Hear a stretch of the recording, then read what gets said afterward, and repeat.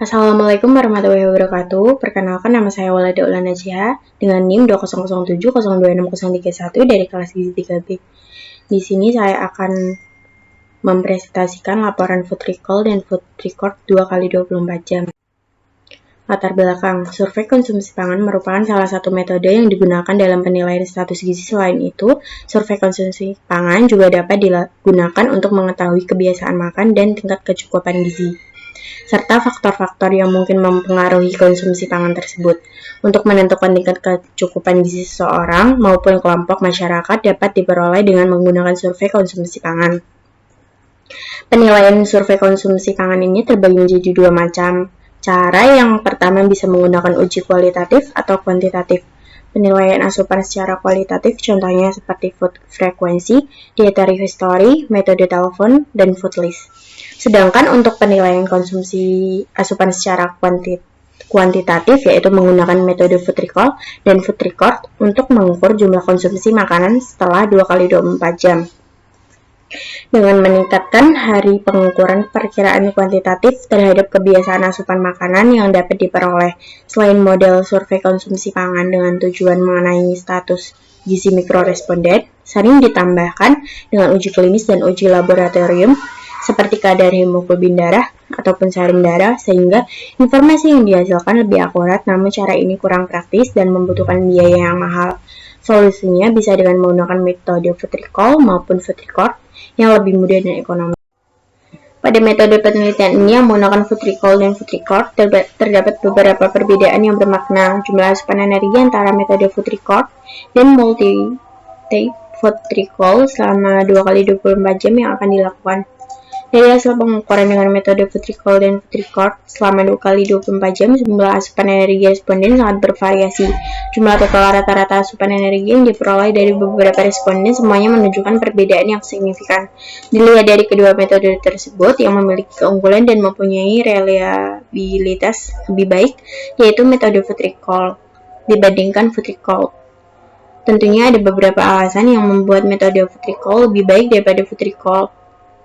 Untuk rata-rata asupan yang diperoleh menggunakan metode food record, hasilnya tidak jauh berbeda dengan food recall, sehingga hasil analisis asupan energi antara kedua metode tersebut tidak ada perbedaan yang signifikan. Tujuan untuk mengetahui pola konsumsi makanan responden dalam 2x24 jam, untuk mencatat asupan makanan responden selama 2x24 jam, untuk mengetahui kadar kebutuhan gizi responden, untuk mengetahui tingkat kecukupan gizi dengan menggunakan rumus Mifflin dan Iom. Pembahasan metode food recall 24 jam merupakan metode yang paling sering digunakan baik secara klinis maupun penelitian. Metode ini mengharuskan responden mengingat semua makanan yang dikonsumsi selama 24 jam. Pada dasarnya, metode ini dilakukan dengan mencatat jenis dan jumlah bahan makanan yang dikonsumsi responden selama 24 jam. Wawancara dilakukan sedalam mungkin agar responden dapat mengungkapkan jenis bahan makanan yang dikonsumsinya beberapa hari terakhir. Agar wawancara berlangsung sistematik yang baik, maka terlebih dahulu kita sebagai pewawancara harus menyiapkan terlebih dahulu kuesioner atau daftar pertanyaan. Hal ini bertujuan supaya kita mudah untuk mewawancarai dengan urut waktu makan dan pengelompokan bahan makanan yang dikonsumsi responden. Tabel perhitungan kandungan gizi food recall hari pertama. Makan pagi ada nasi, ikan lele, penyerapan minyak. Selingan siang kentang, ada penyerapan minyaknya. Siang ada tortilla, ikan dori, selada, jagung, wortel, tomat, saus tomat, mayones, lemon, lada, saus teriyaki. Bahan-bahan yang diperlukan untuk membuat salad wrap. Malamnya ada nasi dan soto ayam. Diperoleh hasil total kandungan gizi 1801,77 kilokalori, 105,97 gram, dan untuk lemak ada 57,2 kilogram dan karbohidrat senilai 197,24 gram. Selanjutnya ada tabel kandungan gizi food recall hari kedua. Makan pagi ada nasi, ayam goreng, penyerapan minyaknya, dibuat nasi goreng. Selingan siangnya ada pir, mangga, siangnya ada nasi, sayur bening, lalu ikan lele, dihitung penyerapan minyaknya juga. Malamnya ada nasi, sate ayam, diperoleh total kandungan gizi 2084 16 kilokalori, proteinnya 80,31 gram, lemaknya 90,64 gram, dan karbohidratnya diperoleh 247,33 gram. Tingkat kecukupan gizi recall, responden nama Natasha, mahasiswa online, tinggi badannya 155 cm, berat badan 47 kg, umurnya 18 tahun. Diperoleh IMT-nya 19,56 atau normal. Menggunakan rumus Mifflin, BMR-nya diperoleh hasil 1187,75, energinya 1781,65 kilokalori, proteinnya 66,81 gram, lemaknya 49,49 gram, karbohidratnya 267,24 gram. Tingkat kecukupan gizi recall-nya menurut rumus IOM diperoleh energinya 2118,8 kilokalori, proteinnya 79,42 gram, lemaknya 58,83 gram, karbohidrat 317,71 gram. Tingkat kecukupan gizi recall menurut rumus Mifflin, persentase kalorinya, lemaknya ada 197,96, karbohidratnya 445,41. Untuk hari libur diperoleh hasil energinya 101,12%, termasuk normal. Untuk proteinnya diperoleh hasil 133,15%, kelebihan. Untuk lemak diperoleh hasil 45,78% atau lebih, karbohidrat diperoleh hasil 44,28% atau kurang. Untuk hari biasa diperoleh energinya 116,97% normal, untuk proteinnya 101,12% normal, lemak diperoleh hasil 45,78% atau lebih, karbohidrat diperoleh hasil 55,52% atau normal.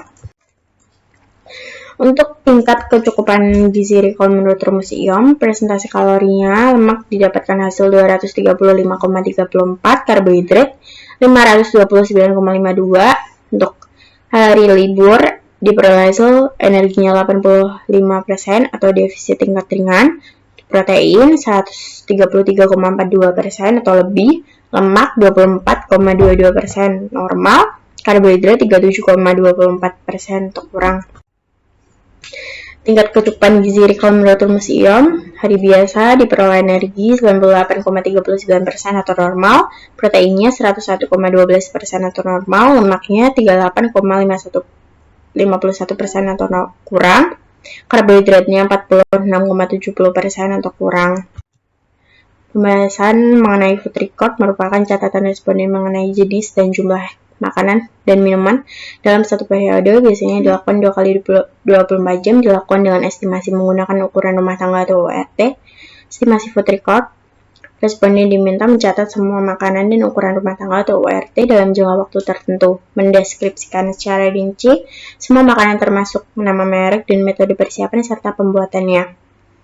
Ukuran porsi makanan dapat diestimasikan oleh responden dalam berbagai cara.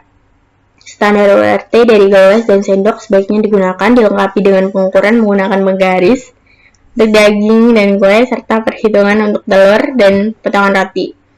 Metode ini dapat menimbulkan kesalahan yang dapat mempengaruhi data yang akan diperoleh jika responden tidak dapat mengkuantifikasi dengan benar.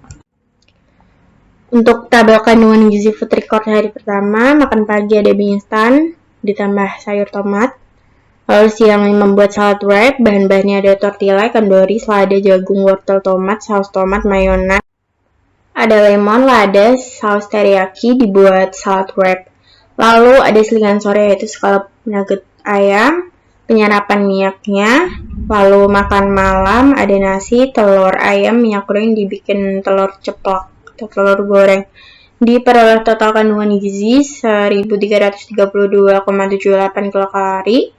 proteinnya 47,54 gram, lemaknya 46,68 gram, dan karbohidratnya ada 185,16 gram. Selanjutnya ada tabel kandungan gizi food record hari kedua. Makan pagi ada brownies, bahannya tepung terigu, telur, coklat, gula.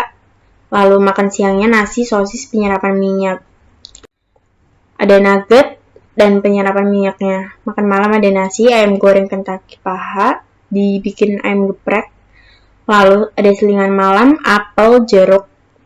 Total kandungan gizinya 1375,91 kilokalori, proteinnya 59,57 gram, lemaknya 41,66 gram, dan karbohidratnya ada 196,38 gram. Tingkat kecukupan gizi record, responden wanita nama Kintan, tidak bekerja maupun kuliah, tinggi badannya 151 cm, berat badan 55 kg, umurnya 19 tahun. IMT 24,12 termasuk normal.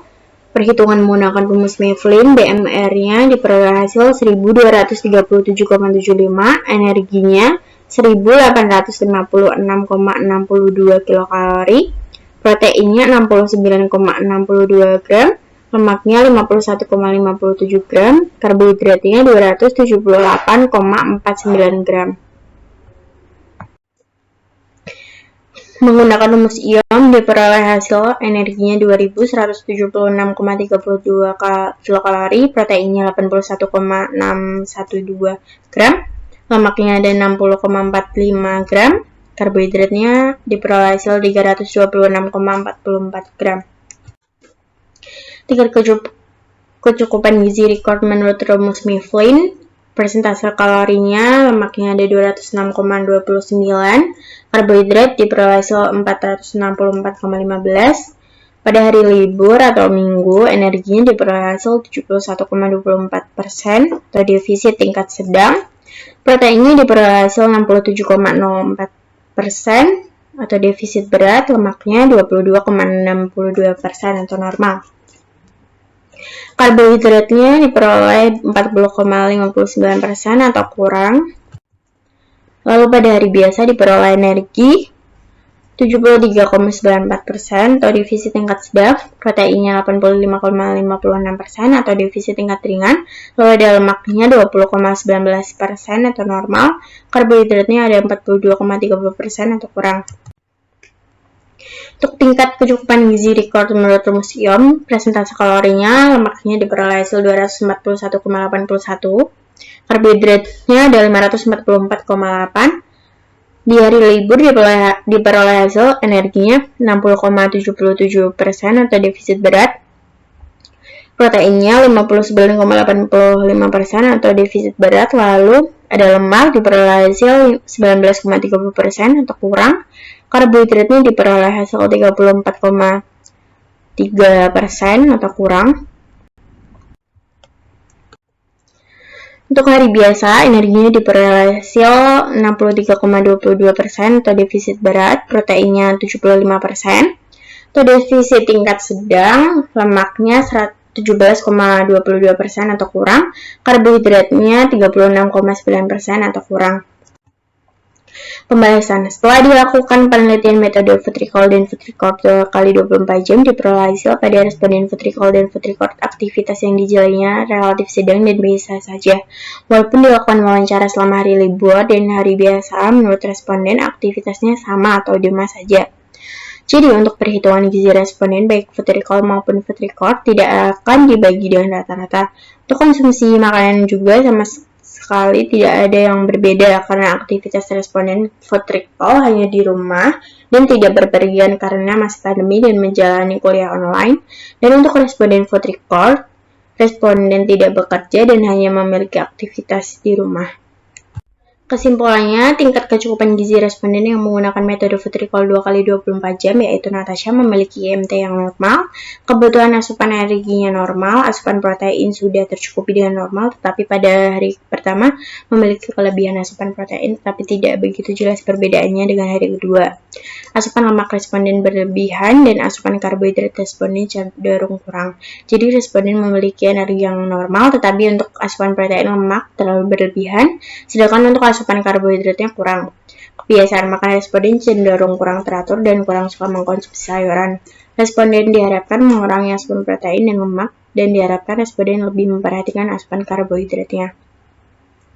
Untuk tingkat kecukupan gizi responden yang menggunakan metode food record 2 kali 24 jam, yaitu Kintan, memiliki IMT yang normal, kebutuhan asupan energi, protein, lemak, dan karbohidrat semuanya defisit ringan sampai ke berat, atau bisa dikatakan tingkat kecukupan gizi responden kurang. Responden mengaku memang sedang melakukan diet ketat. Responden perlu menambahkan kebutuhan asupan gizinya. Terima kasih. Wassalamualaikum warahmatullahi wabarakatuh.